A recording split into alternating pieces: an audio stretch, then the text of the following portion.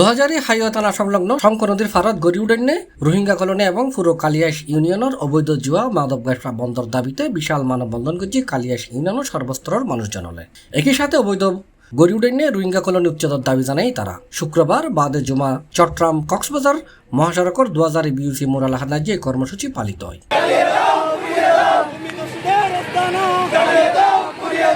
ইলিয়াস উদ্দিন সানির সভাপতিত্বে মানববন্ধন কর্মসূচির প্রধান অতিথি ছিল উত্তর সাতকানিয়া সাংগঠনিক উপজেলা বিএনপির প্রতিষ্ঠাতা এবং দক্ষিণ জেলা বিএনপি সাবেক ছাত্রনেতা আফিলউদ্দিন আহমেদ, মোহাম্মদ সোহেল উদ্দিন ও মাইনুদ্দিন হাসানের সঞ্চালনায় এটা বিশেষ অতিথি হিসেবে বক্তব্য রেখে জামায়াতর কালিয়াস ইউনিয়ন শাখার আমির আবুল বশর সিদ্দিকী, উত্তর সাতকানিয়া বিএনপি নেতা নাসির উদ্দিন খান, শহীদ উদ্দিন আহমেদ, হারুনুর রশিদ বাহাদুর, সাংবাদিক জায়েদ হোসেন, মোহাম্মদ আসিফ, জিয়াদ উদ্দিন আহমেদ, মোহাম্মদ ইমরান, পারভেজ উদ্দিন, এনায়েতুল্লাহ জিসান, জিমরান উদ্দিন আহমেদ সহ এলাকার গণ্যমান্য ব্যক্তিবর্গ এটা উপস্থিত আছিল। এটা বক্তব্য হই ব্যবসা করে মাদক দ্বারা সেবন করে তাদেরকে এই এলাকাটাকে উচ্ছেদ করতে হবে।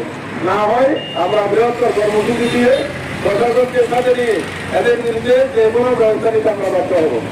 সমাবেশ উপস্থিতি প্রশাসনের কিছু কর্মকর্তা এই মাদকের সাথে সহযোগিতা করেন, এদের সহযোগিতা না করে এরা মাদক ব্যবসা করার সুযোগ পেত না।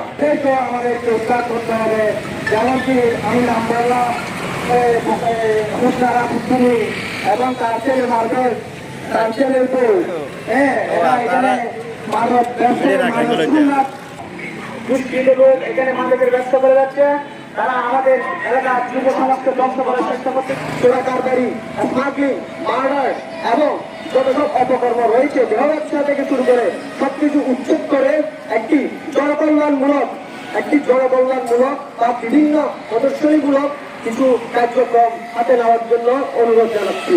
নৈরাজ্যের বিরুদ্ধে আমরা প্রতিবাদ করে করবো। আপনারা সকলে আমাদেরকে সহযোগিতা করবেন। C+ TV, Chittagong.